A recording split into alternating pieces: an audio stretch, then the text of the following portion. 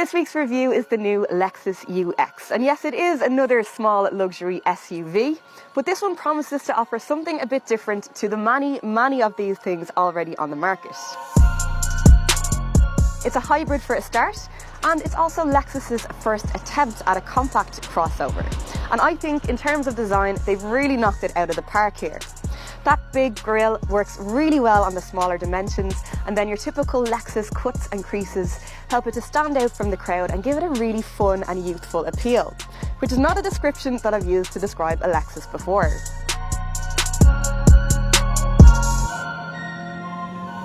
I also love this light bar across the back and the high mounted boot opening. Now when I first opened this, I thought it was tiny, but as it turns out, you've got some extra storage hiding under here. Now that still does make it a little bit awkward for loading larger items, but also handy for separating shopping. And I also like the fact that you don't need to bend down at all to load that shopping.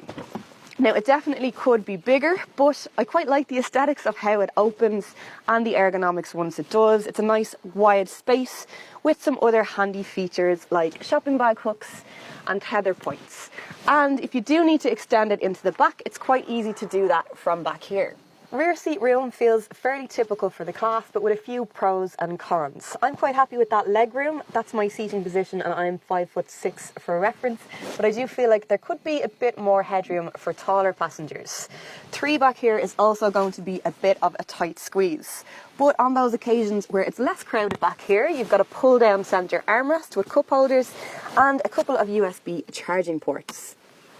On the downside, there's very little in the way of storage. You've got no door bins and only one door pocket, although I'm told that that's because this space is actually for the driver to put their reading material.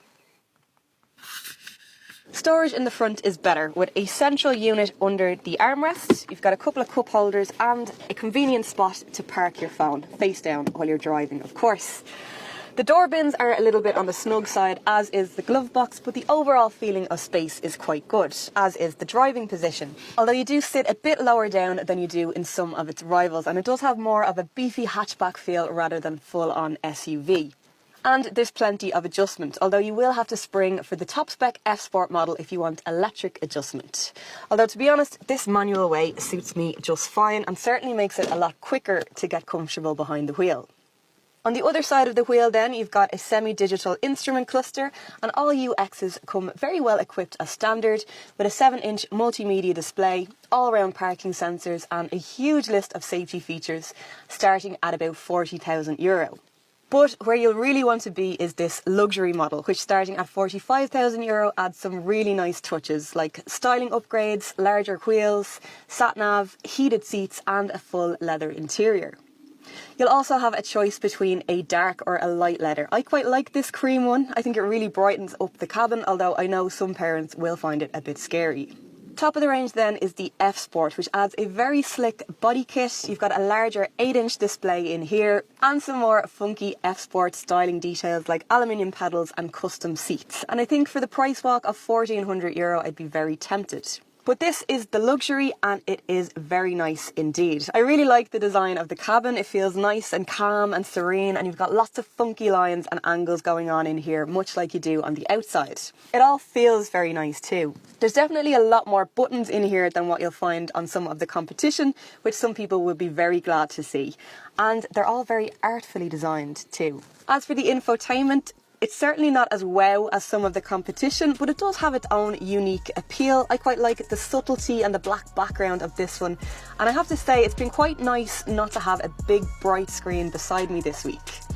It's also quite easy to operate, although I still hate this touchpad control, which is way too fiddly to use on the move.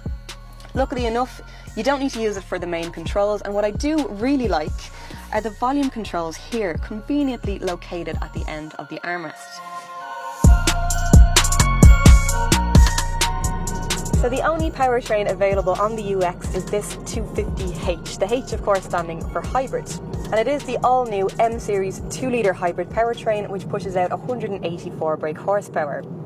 And it does feel very powerful on the road, and it also picks that power up nice and quickly thanks to that battery boost. It also handles really well, and I don't mean to sound so surprised when I say that. It's just that sometimes when you combine a hybrid powertrain with an SUV body shell, the result can be a bit of a snooze fest behind the wheel. But I think the neater dimensions of this one gives it a nice hunkered down feel, which does make you want to play around with it a little bit. And you can do that too with the help of this drive mode selector. So if you're wondering what these little handlebar-like things on the top of the steering wheel are, well, now you know. So you can choose between eco, normal and sport, and I think we all know what they do by now. But the sport mode on this one is actually pretty good and does liven things up a little bit.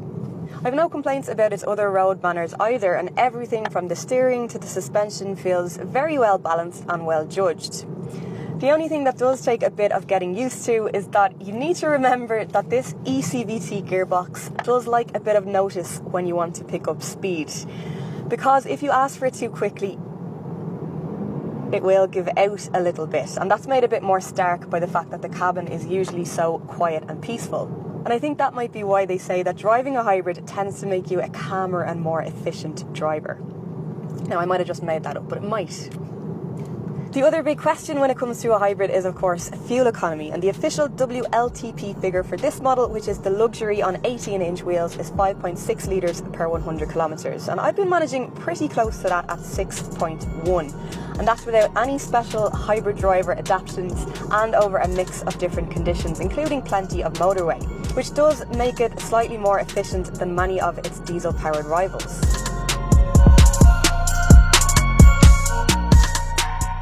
I really wasn't expecting to like this car as much as I do, and to be honest, some of my previous experiences with other Lexus models have felt a bit like trying on a really beautiful outfit that you know would look great on someone else, but that just didn't suit me at all.